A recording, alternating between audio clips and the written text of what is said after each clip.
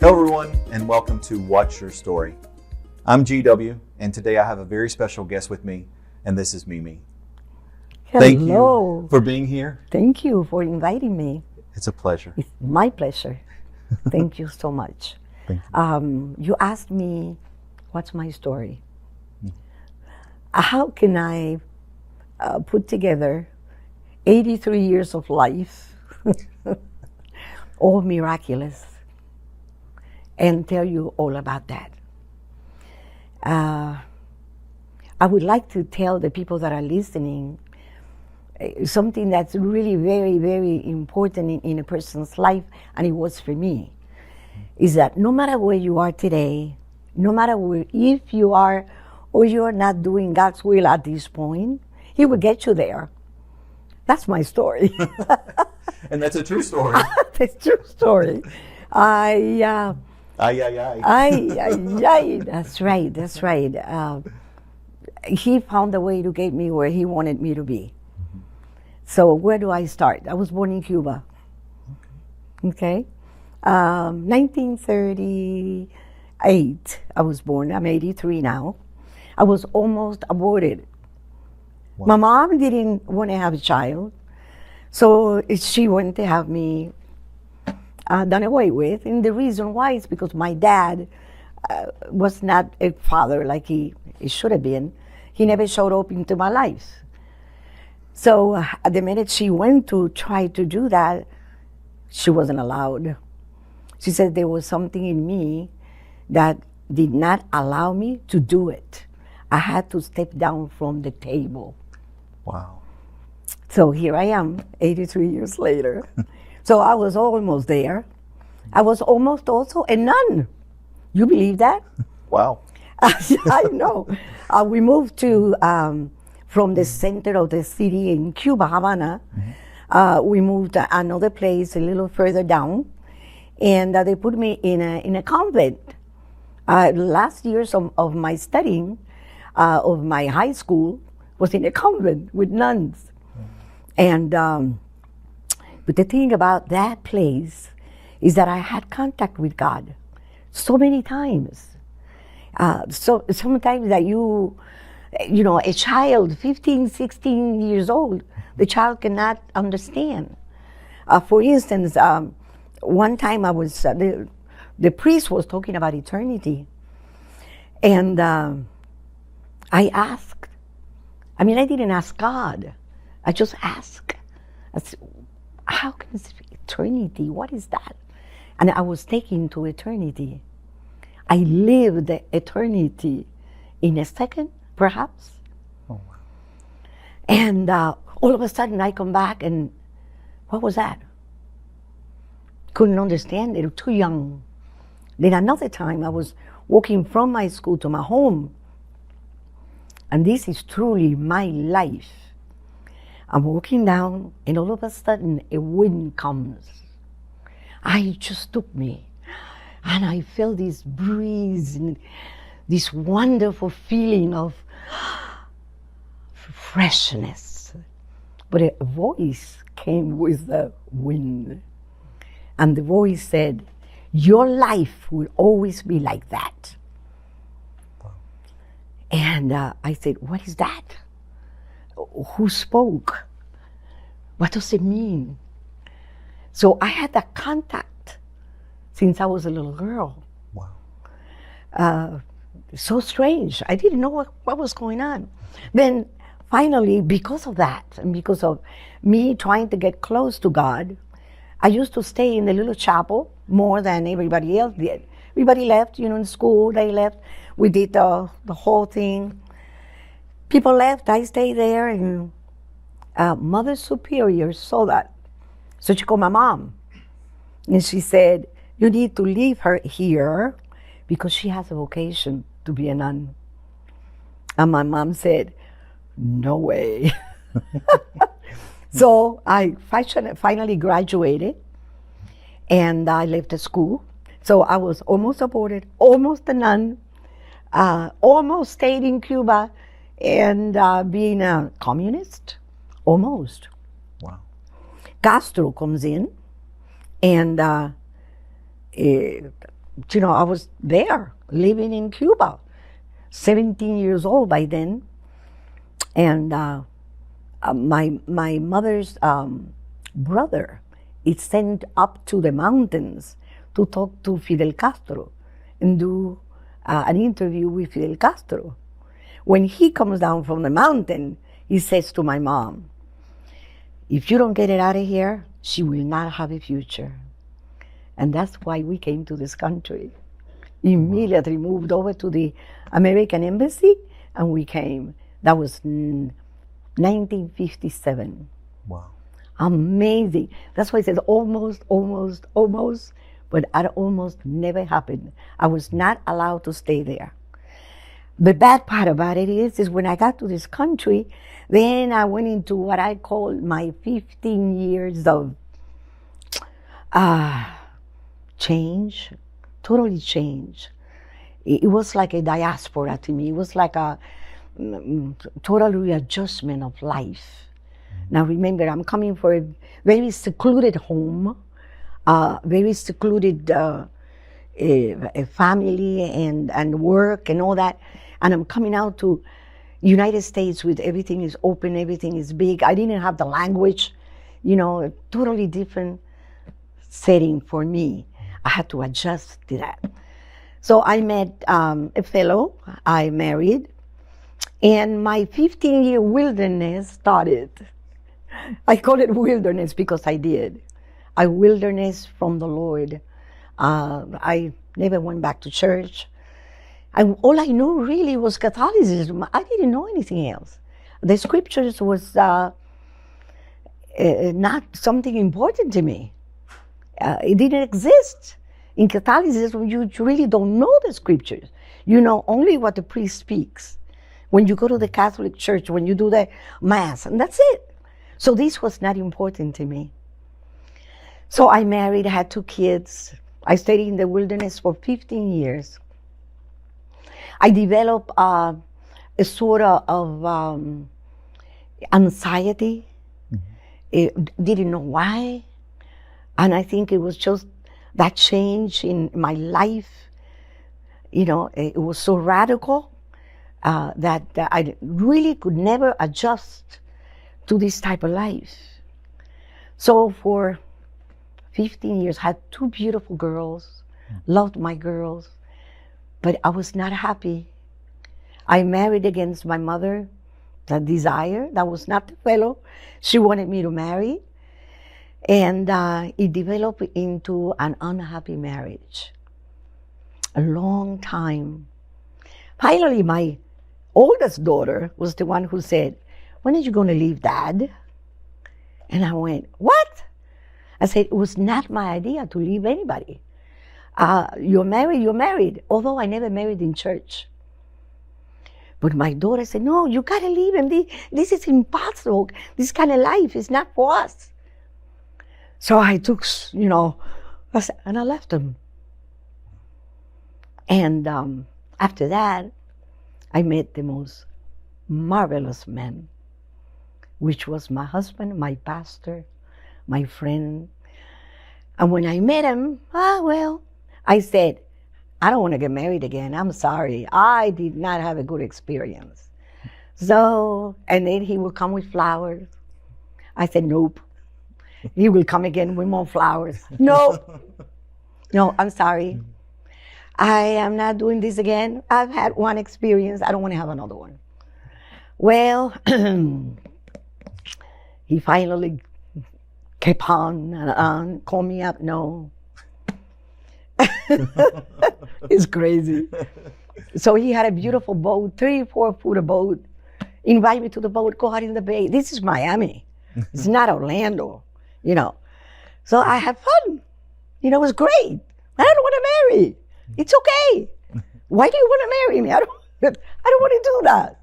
So it was one of those things. And but he says, but I don't have children. I want to have a kid. I said, well, we can have a kid. There's no problem. So what am I going to do? So I went, this is my beginning. I went to a little chapel, just like I did in Cuba. And across the street from where we lived, we're not married. Went to a little chapel over there, and I said, I say, hey, I kind of know, these are my words, exact words. I kind of know you, but if you give me a mustache, because my husband had a big mustache, I promise you, I'll teach him your ways. Wow, you don't do that to God. You just don't do it. See, I went to doctors, check up. They told me, forget it. I mean, you're 40 years old. You kind of have passed your time. They opened my womb. Everything. They did what they could, the doctors. And not until I went there and I asked, 2 months later, I was pregnant with my son. Oh, wow. 2 months. And I forgot about it. Second month, I said, what is this? I had a little belly. So I remember my future husband was shaving, and I go to him and I say, hey, I got a problem. Totally forget about my prayer. And he said, what's wrong? He says, I don't know. I think I have a tumor. So I think I have a... He said, I said, you better go to a doctor. I said, okay. I was pregnant with David. Wow. That's how he hooked me. That's what I said. No matter what you do, no matter where you are, he's going to hook you. If he has a plan for you, no matter where you are, he's going to make it come true. Mm-hmm. So we married, of course. And I had a beautiful 10-pound boy. Gorgeous, young, beautiful. And when he was 2 years old, we are now moved over here to Orlando. And my husband was also Catholic. So I said to him, hey, he's here. So I did make a promise that we were going to go back to church. I mean, I had to teach him about him. So if I had to teach him about him, I had to go to church. So guess what church I went? To the Catholic church. I didn't know anything else. Mm-hmm. So I started to go to the church, and every time I go into the church, I cried and I cried and I cried and I cried, and my husband would say, what's wrong with you? I said, I don't know. What I can tell you is that I have this feeling. And I cried and I cried and I cried. So after that, it's just amazing. Remember that I had a time where I was taking Valiums during those 15 years that I had anxiety, and all that. The doctor prescribed Valiums for me. I used to call the doctor, I'm dying. I said, you're not dying. You're physical, perfect shape. Take your Valium. I didn't like to do that. Mm-hmm. But I did, because I had no choice. So after I started going to the Catholic Church, I had a dream. And the dream was the Lord. I dreamed with him. I saw him. Next to him, a lady. On the other side, a bucket. And those buckets you use to clean the floors. Mm-hmm. And he was dressed in a long gown, hair down to here, a gold belt. And this lady, in the dream, was told to me, in the dream, I did not know the lady, that it was Catherine Kuhlman. I don't know, you know who the lady is? I didn't know who the lady is. I don't know nothing. I'm just going in on Sunday because I have to teach my son. So the Lord took the bucket, gave it to her. She took it, dumped it, Valium pills. Oh, wow. Goodbye, anxiety.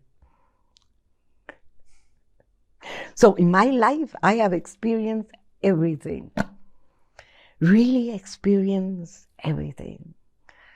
So after that, I said, okay, all right, well, I had that dream. Everything went away. I'm going to the church. Wonderful. Okay, so now what? So now I put my son to a little school. And he's about 6 years old. And I started to work. And at work, I didn't really have to. I was kind of bored. So I started to work. And at work, this Jewish lady came in today one day, and I'm doing her nails. I was working nails. And she looks at me and she says, you know Jesus? So I looked at her and I said, oh, I go to church on Sunday. I didn't have an answer. Oh, yeah, I go to church on Sunday. Okay. She said, no, that's not what I asked you. Do you know him? I went blank. I said, well, no answer. Do I know him? So time passed by, and they left like a flyer on my desk about the charismatics, Catholic charismatics. Now my husband is every Sunday, just there. That's it. There's no birth. Nothing is happening. No spiritual birth. Nothing. I just cry at church. That's all. So I said, well, okay. I read the pamphlet. I liked it. It sounded good. And not that God spoke to me, but it sounded good. I said, oh, I'm going to go visit. So I went to visit. They had the most wonderful couple. That man will look and exactly tell you, just like when you speak, that was him. He would say, this is happening, and this is happening, and this is happening. And I'm floored. I mean, I've never seen that before. First time I see the Holy Spirit working, and these are charismatics. No Mary, no saints. They didn't believe in it. And I'm saying, what? So I'm kind of learning, in the charismatic group. So one day, the man said, anybody here receive the Holy Spirit? And I said, what's that? So I went up front for prayer. And I'm telling you, what I felt that day, it was so powerful that I cannot describe it.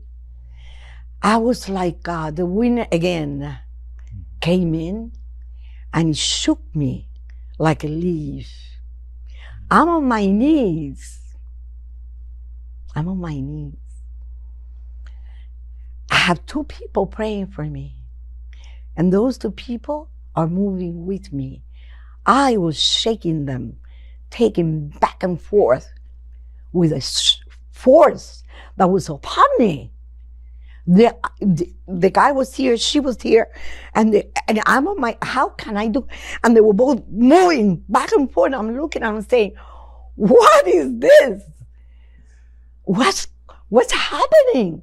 So all I could say is, I look at him, I said, I'm not nervous. That's all I could say. But the power was so intense. So when I got out of there, it was kind of strange. I felt different. That was not me before. And my husband, nothing. He wasn't there. He wasn't involved with me. So in the next day, I'm in the car and he's driving, and I look at the sky and it was bluer than blue, and the greens are more green than greens. And I'm telling him, I said, look at the sky. And he said, okay. But it's bluer than, look at the blue in the sky. It's blue. I said, no. And I'm arguing with him that the blues are bluer and the greens are greener, and that the sky was different, and that everything was different. You had new eyes. So, spiritual eyes. Spiritual eyes. Yes, totally. It was totally changed. But my poor hubby,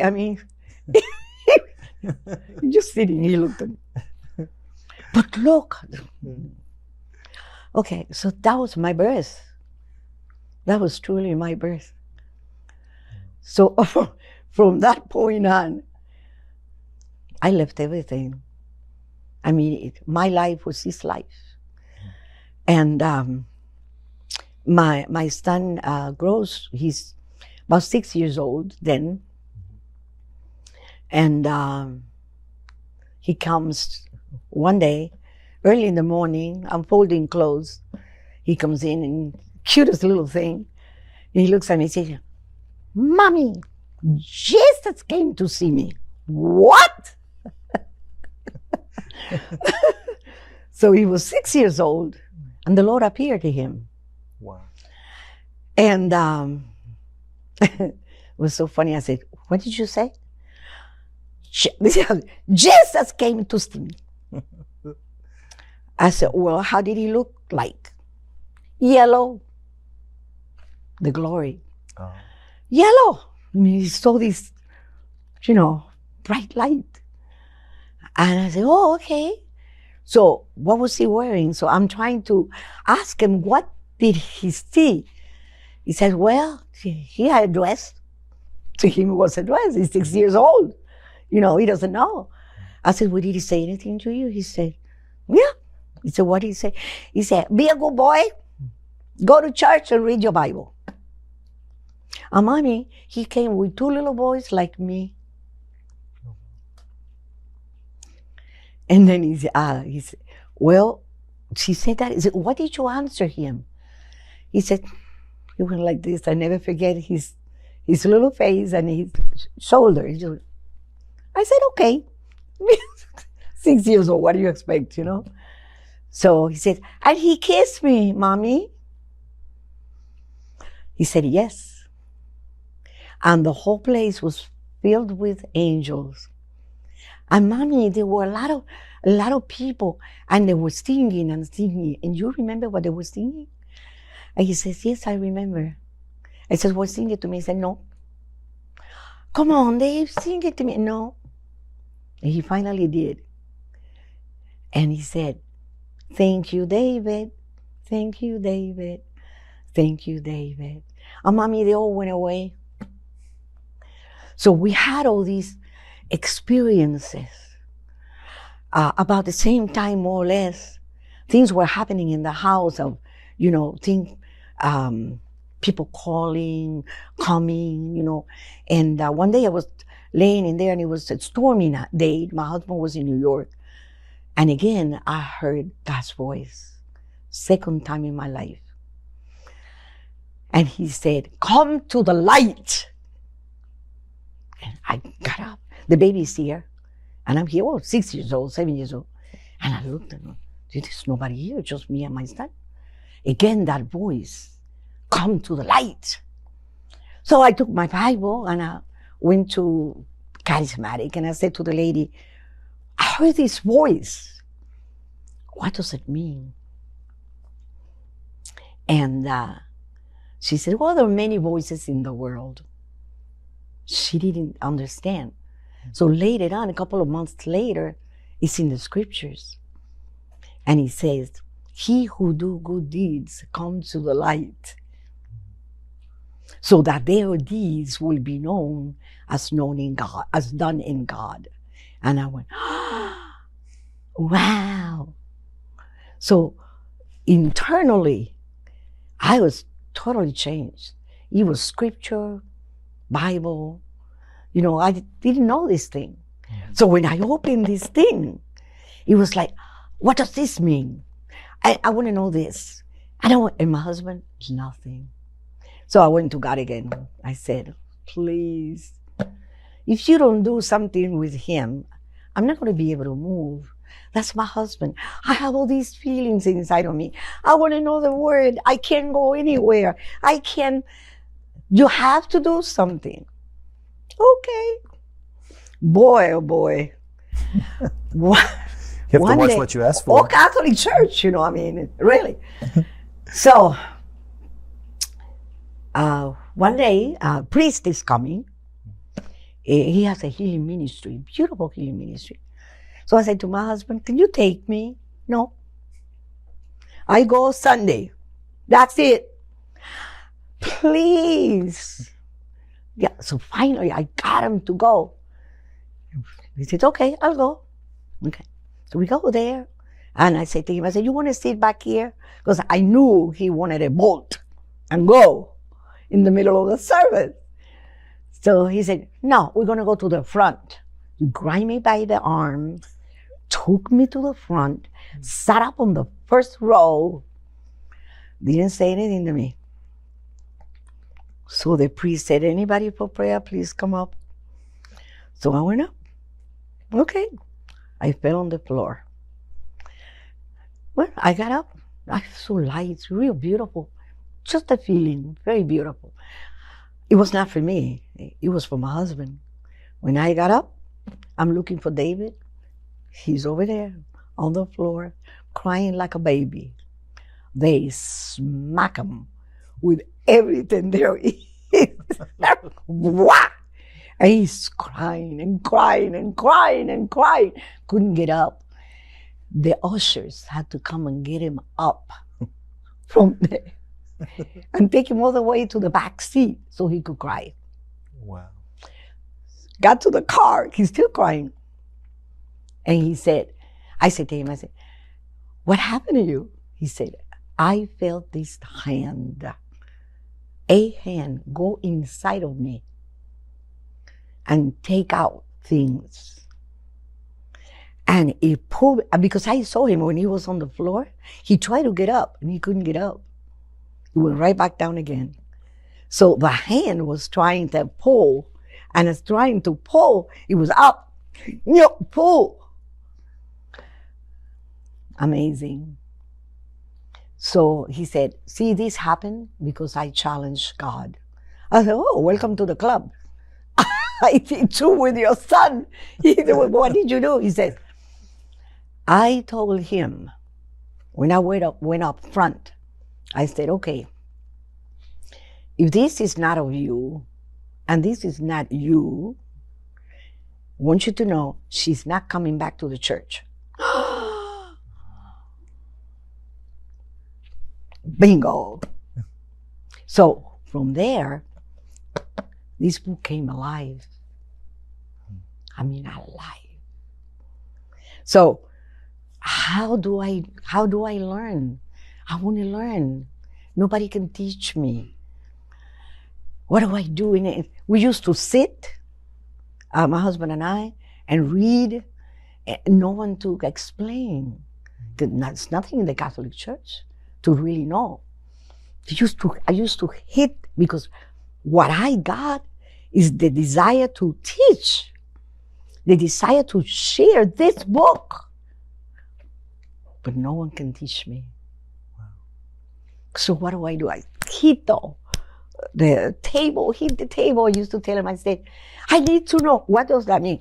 Oh, I don't know. Well, someone has it. So I went searching. I got in my car one day, and this voice came through the radio and said, come and celebrate Shavuot. What's that? What's Shavuot? What does that mean? So I went to this little church, and I said, excuse me, do you have something called Shavuot? Yes, you're welcome. So I go back home, and I said to my husband, I said, you want to go with me? Nope. Still no, I'm a Catholic. That's it. I want nothing to do with anything else. I'm a Catholic. I said, please, just once. Said, okay, take you once. But if I see or hear something that is not right, we are getting up from there and we're leaving. We stayed there for 10 years. He got hooked because the explanation, the teaching was really excellent. And so the next thing is they have a trip to Israel. So the father was gracious enough to show me his land, Jerusalem. So I kept on going. And I went there 18 times in my life. Wow. Wonderful. Wonderful. Every time I went, I learned something new, exciting. I saw gold coming from the heavens. Real. It was an amazing thing. I was invited to the Arab sector. They were having a prayer meeting. This lady had a house. And in the house, she invited both Jews and Arabs to come and eat. And they made these huge piles of food. And she sang and played the piano. Very simple, a lot of people. And we took the bus and we got there. And we got there. They wanted me to sit up front. I always like to sit in the back, you know. So I said to my friend, no, I sit here in the back. No. Finally sat next to a lady that her dress was like a bright blue, like this. And I'm sitting right in front of them. They were worshiping. And all of a sudden, there's nothing. There's not even lights up above me. There's nothing. A little fan in the center, and that was it. Then all of a sudden I looked and I said, oh my God. And there was this dust that you could, so light, so beautiful. You could not feel it. And it's just coming down. And I'm looking, and just, oh my God. You know, and at the time, I didn't know. You know, it was one of my first visits to Israel. So I've seen so many things. Another thing that all that time in my life was healings. I saw the dead. The dead that it will not pass through tonight. And we've gone and we prayed. And the next day, they're alive. They're still alive. They're still running around Orlando. So I saw so many things throughout all these years that how can I not say that he exists? That's why I started saying that no matter what you are, no matter what wilderness you're in, he will make you go through that wilderness and bring you to fruitfulness after the wilderness. Yes. And that's really what happened to me. And it's only God. That's it. So it is so beautiful. If I have a little more time, I'll explain to you then. When I went to Israel, they took me to Yad Vashem, which is the center of the Holocaust. And the center of the Holocaust, where they teach the Holocaust all over the world. Approached the Holocaust, first time ever. That was my first trip. And I looked at the pictures, and this doesn't look like it was real. Mm-hmm. You know, it didn't hit me. Okay? It can't be. Like a horror film. Not possible. So I remember I went with Jonathan Sattel. This was 1984. Went with Jonathan Sattel on the trip.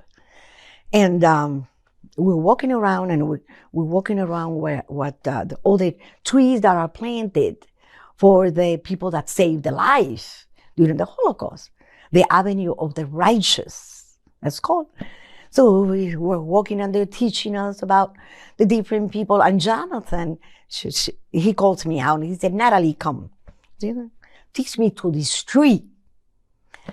And he says, look at this tree. I said, look at the name. And I ask him, who is he? And he says, it's not a he. It's a she. And I said, oh, okay. Well, it looked like a she and a he. I said, okay. I forgot all about it. I come home. I don't know who the person is. And I had the only in the church was all American church. And there was another couple that came in Spanish like me. So we kind of make friends. And she said to me, why don't you come to my house? This was about a month after we had come back. And she said, why don't you come to my house and let's look at the movie And I have a little Peruvian, she was from Peru, a Peruvian dinner. And I said, oh, of course, me and my husband, we go. We had a good time. We sat to watch the movie. It was the life of that woman. It was Corrie ten Boom. And that day, I promised God. I cried on my husband's shoulder like you have never seen. The Holocaust came alive in me. I understood, not that you always do, not that Jews understand everything, because it's so horrible that there's not an answer, except that there is evil. But I understood the Holocaust. And I told God, I said, from now on, I'm going to teach the Holocaust. So here comes my miracles. More miracles. Besides all the other physical miracles and all that, here I go to countries to teach the Holocaust. Wow. I studied and studied and studied and read about it. And I'm giving the Holocaust here.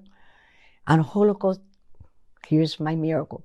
One church in Panama, one church in Nicaragua, so different places in Spanish send me out to the Spanish countries to teach. I went to the Philippines. I mean, you name it. I've been so many places teaching the Holocaust. Wow. Wonderful, wonderful. So the thing about Panama is that I'm teaching two teachers. And one of the teachers said to me, comes to me, she said, I want you to meet someone in the Ministry of Education. I said, okay, take me to the Ministry of Education. So they take me to the Ministry of Education. And I meet this wonderful man, Natalie.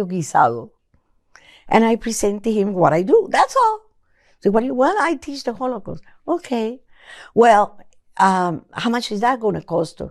Nothing. Nothing. No. You don't charge? No. Well, okay. The Lord never allowed me to charge a penny on anything I've done. Not a penny. I pay my ways. I pay the teachers. Never a penny. The money appeared. I don't have any money. But the money will appear just like your stuff. The money will appear. God just makes a way. And there I go. Yes. And there I go. So I meet this wonderful man. And he said, okay, when do you want to start? I said, okay. So guess what? I have my name registered as a teacher in the Ministry of Education in Panama. Wow. They didn't ask me for anything. They didn't ask me for, like, who are you? No.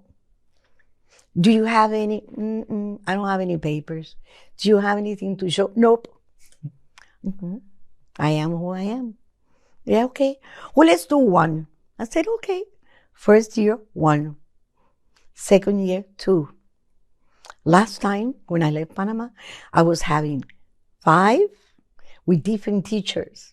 I trained teachers to teach the Holocaust in Panama. Wow. So, unfortunately, Mr. COVID-19 showed up, and I couldn't go back to Panama last year, but I've been going every year. Every year, 1, 2, 3 different teachers coming to me. Those teachers then have gone to Israel, something that they did not know before, including Catholics. I prepared a seminar, a whole seminar, from the beginning of the Holocaust to the end of the Holocaust. I did all that. And I presented to them. They accepted it. I said, go ahead. A whole week of teaching. It was not one day. It was not an hour. It was from 8 o'clock in the morning to 1 o'clock in the afternoon. 1 whole week. And little by little, I prepare the whole thing with something to play with and do certain, things so that they will enjoy also the time, with lunches, with breakfast, with everything. Amazing. So then my friend and his wife, actually he went, she couldn't go that year. My friend Natalie, the Ministry of Education, went to Israel with me. And I was able to show him and teach him all I knew about Israel. And the man has become an understanding, because he's also Catholic. He doesn't know anything either. So now his eyes are open and he understands more the scriptures. So we were able to do so many things in different countries. So now we have a church over there, we have a congregation over there, with a pastor over there, and the pastor teaches the Holocaust to the teachers. Because now we are not teaching the children, we're teaching the teachers. And the teachers teach the children. So we really have been able to open up. Worldwide. Worldwide, yes. Beautiful. Just beautiful. So I'm hoping that all these things that are happening now will stop, so that once a year I can take a trip. I don't take vacations. I have never been one to go anywhere. Not interested. My thing is to go and to do what he has called me to do. So right now I'm doing the congregation. I'm the head of the congregation. And I don't know what's next. Because again, my life is like the wind. That's what he told me when I was 17 years old. And it's still happening. Could you imagine to travel without money? And the teaching is being done in English, Spanish, In Spanish. Hebrew, yes. and sign language. Not Hebrew. Okay. Yes, in Spanish and English. Yes, Okay. in both languages. Yeah. Yes.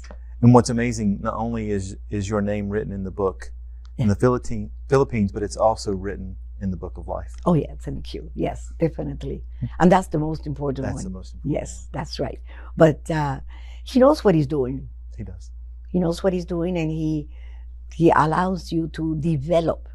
Because the thing is, when you're 17, you don't know what you're doing. When you're 20, you are in the dispersion, or like I said, the wilderness. Okay, you pass those years of wilderness, and then he says, okay, time to get serious. And then he finds a way to get you there. And little by little, studying, I have developed a hunger, an understanding, a love for this book. And that's what I do. So I have a question for you. Okay. Is there one final thought that you can give our audience that will help them through everything that we're going through at this moment, with the fear, the panic, or anything else? Whatever you would like to say. If I take you back to the testimony, when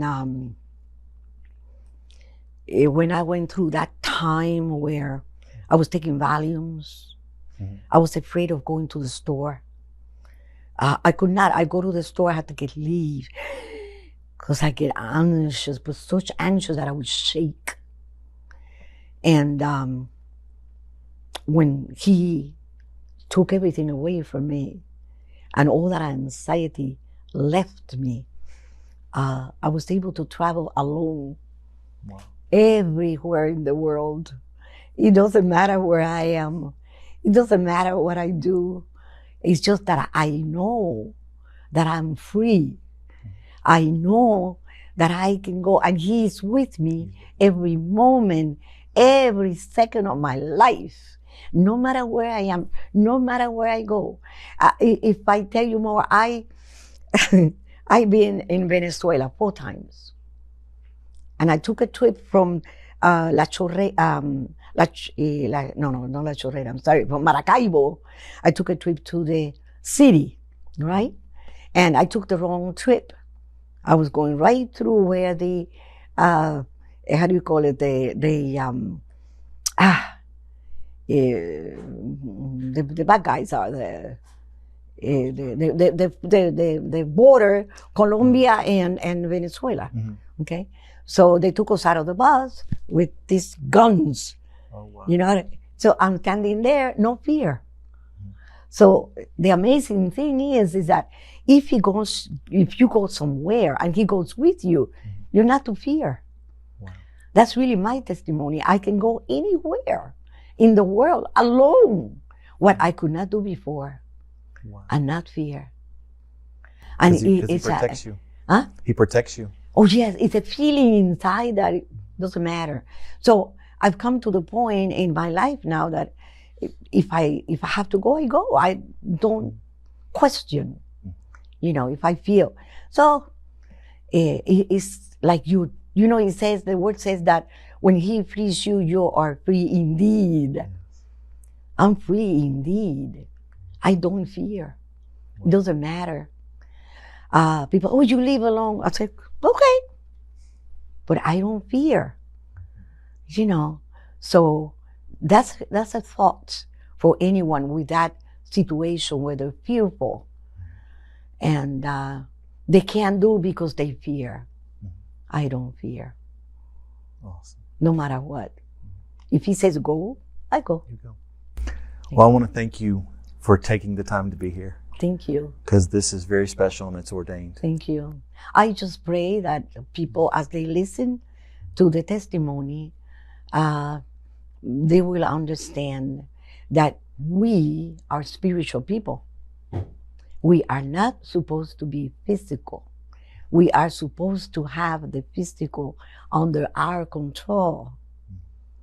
So therefore, when you have the Holy Spirit, He is the one that frees you. He is the one that opens the doors for you.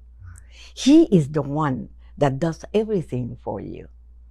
So be strong, be courageous, because the Lord, your God, is with you. Amen. Thank you for having me. Thank you. All right, everyone. That's our time for today. Thank you so much for being with us, and we will catch you on the next episode.